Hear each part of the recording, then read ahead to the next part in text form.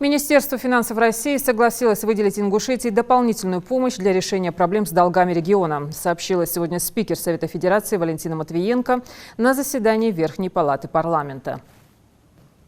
Только что мне замглавы Софеда Николай Андреевич Журавлев доложил, что Министерство финансов одобрило позицию Совета Федерации, просьбу Республики Ингушетия и согласилось выделить дополнительно 1 миллиард 250 миллионов рублей на то, чтобы поправить финансовое положение региона и справиться с задолженностью по кредитам, сказала Матвиенко.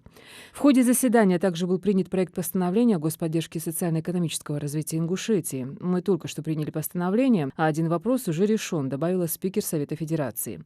В ноябре на заседании Комитета по социальной политике Совета Федерации в ходе Дней Ингушетии вице-премьер республики Олег Фурсов сообщал, что объем долгов региона не позволяет направлять доходы в бюджет республики на ее развитие.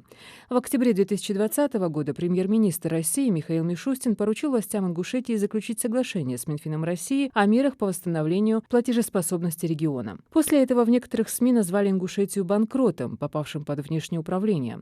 Однако в региональном Минфине сообщили, что с поддержкой Федерального центра Ингушетии выйдет из перечня регионов, которые являются неплатежеспособными. Он также отмечал, что слова о том, что регион переходит во внешнее управление, не соответствуют действительности, и оснований для беспокойства у населения нет.